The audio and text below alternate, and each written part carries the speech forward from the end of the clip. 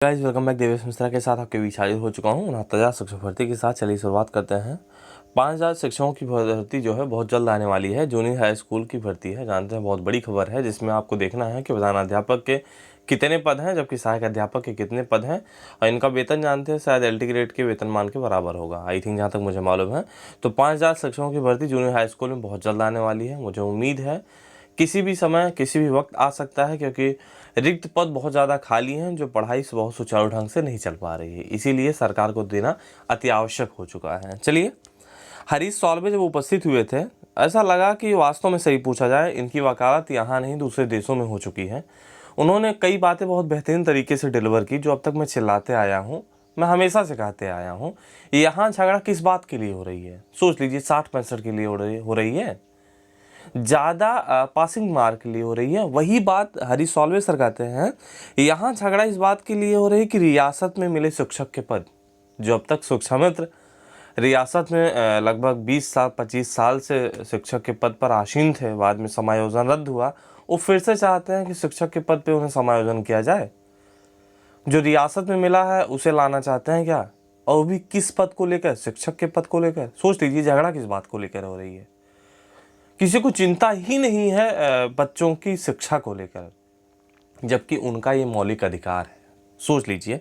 चलिए, आपको दिखाने का प्रयास मेरा है, लेकिन सबसे पहले शिक्षकों के 5,000 पदों पर भर्ती बहुत जल्द आने वाली है। यहाँ देख सकते हैं, सहायता प्राप्त जूनियर हाई स्कूलों में 5,000 शिक्षकों के पदों पर भर्ती बहुत जल्द की जाएगी। इस संबंध में प्रदेश सरकार की तरफ से 3,049 सहायता प्राप्त स्कूलों से रिक्त पदों की संख्या आ चुकी है। उत्तर प्रदेश शिक्षा सेवा चयन आयोग के गठन के बाद सबसे पहले भर्ती पूरी की जाए, यानी कि आपको बताना चाहता हूं, सबसे पहले क्या होगा? उत्तर प्रदेश शिक्षा सेवा चयन आयोग के गठन के बाद, यानी सबसे पहले इस आयोग का गठन होगा, उसके बाद ये भर्ती पूरी की जाएगी सबसे पहले। यानी जिस दिन शिक्षा सेवा चयन आयोग का गठन होगा तब भर्ती आएगी। स्पष्ट हो गया? अभी जान लो।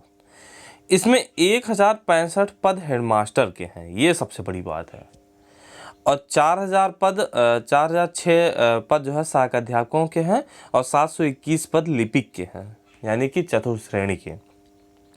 आयोग का गठन अभी पूरा नहीं हुआ है। इसके गठन के बाद जो है सहायता प्राप्त जूनियर हाई स्कूलों की भर्तियां होगी। बीच में कई बार रोक हटाई गई, लेकिन फिर चयन प्रक्रिया में बदलाव और जनशक्ति निर्धारण के चलते फिर से रोक लगा दी गई थी। इन स्कूलों में सरकार शिक्षकों और शिक्षणेतर कर्मियों को वेतन भुगतान करती है बहुत पहले से ही। तो लिखित परीक्षा से ये भर्तियाँ नए नियमों के मुताबिक होंगी। और आपको बताना चाहता हूँ, राज्य सरकार के 2019 में सहायक अध्यापक भर्ती नियमावली 1978 में संशोधन कर दिया है। इसके साथ शिक्षक चयन की लिखित परीक्षा राज्य स्तर पर होगी। प्रधानाध्यापक सहायक अध्यापकों की अर्हता में भी बदलाव हो चुका है। साथ ही चयन परिषदीय शिक्षकों की तरह गुणांक के आधार पर हो चुका है। शायद जो नियमावली बदली गई उसमें भी 60 और 40 का अनुपात रखा गया है। ठीक है, 60-40 मतलब 40 आपका एकेडमिक होगा, 60 जो है आपका सुपर TET होगा। इस तरीके से नियमावली में बदलाव किया गया है। अब उत्तर प्रदेश शिक्षा सेवा चयन आयोग किस तरीके से इसको कंडक्ट कराता है, क्या नियमावली होगी, आगे चीज़ें निकल के आएंगी जब पूरी तरीके से चीज़ें क्लियर हो जाएंगी। तो बच्चों की शिक्षा को लेकर किसी को परवाह ही नहीं है, साल्वे सर कहते हैं, हरीश साल्वे सर कहते हैं। और आपको बताना चाहता हूँ, एक ऐसे वकील हैं जो मुझे लगता है दुनिया में वकालत कर चुके हैं। उन्हें आश्चर्यचकित लगा होगा कि यार किस लिए झगड़ा हुआ है यहाँ पर, किस लिए झगड़ा हो रहा है। सोच लीजिए कि ज़्यादा गुणांक को लेकर हो रहा है, ज़्यादा पासिंग मार्क को लेकर झगड़ा हो रहा है। इस बात के लिए झगड़ा हो रहा है कि रियासत में जो मिली हमें वो फिर से मिले। क्या ये राजनीति है? यहाँ देख सकते हैं, थोड़ा जूम इन करूँगा।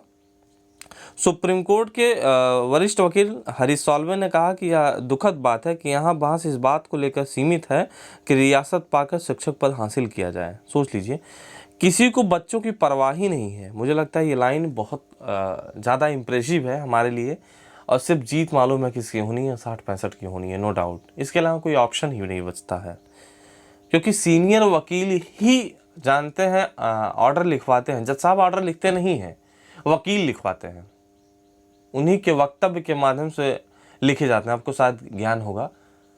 और सिर्फ एक कलम होती है जज साहब की। तो शुक्रवार को करीब 3 घंटे की बहस के बाद कोर्ट ने मामले को सुरक्षित रख लिया। शीर्ष अदालत ने सभी पक्षकारों से 3 दिन में अपना लिखित जवाब दाखिल करने को कहा है। कोर्ट ने इस फैसले पर सुनाना है कि भर्ती परीक्षा में कट ऑफ 60-65% रखना सही है या नहीं। इसके अलावा अदालत ने यह भी तय करेगी क्या सहायक अध्यापक पद के लिए बीएड छात्र जो है एलिजिबल हैं या नहीं। जस्टिस यूयू ललित की अध्यक्षता वाली पीठ ने 3 सदस्यीय पीठ के समक्ष जो है बीएड उम्मीदवारों की ओर से पेश वरिष्ठ वकील सॉल्वे सर ने कहा है इस मामले में छात्रों को लेकर कोई बहस नहीं हो रही है। वास्तव में सही बताऊं, कोई बहस नहीं हो रही है छात्रों को लेकर। छात्रों को गुणवत्तापूर्ण शिक्षा मिले इस पर किसी का ध्यान ही नहीं है। सोच लीजिए यार, पूरी बहस सही पूछा जाए, एक पक्ष सोचता है कि 40-45 जीते, दूसरा पक्ष सोचता है कि 60-65 जीते। लेकिन ये बात इस पर कोई बहस ही नहीं हो रहा है कि सही पूछा जाए, ये बच्चों का हक है, उनका हित प्रभावित हो रहा है। उनको क्या चाहिए? उनको सही बताऊं तो एकदम योग्यतम में योग्यतम चाहिए, 70-75 वाला पासिंग मार्क चाहिए यार।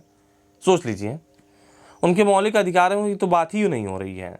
शिक्षा मित्र सहित अन्य याचिकाकर्ताओं की ओर से पेश वकील राकेश द्विवेदी और राजीव धवन ने कहा पिछली भर्ती में सामान्य वर्ग के छात्रों का कटाव जो है 45 था और आरक्षित वर्ग के 40 था।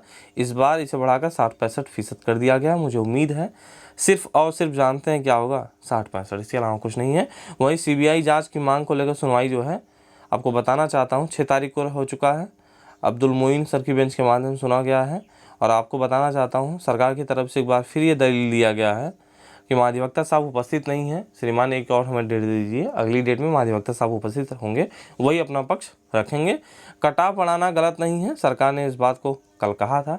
तो सीधी सी बात है, हरीश साल्वे ने बेहतरीन तरीके से अपना समर्थन दिया है। बहुत सारी बातें हमें नहीं पता थी, लेकिन अंदर चीज़ें निकल के आती हैं, क्या क्या उन्होंने कहा है।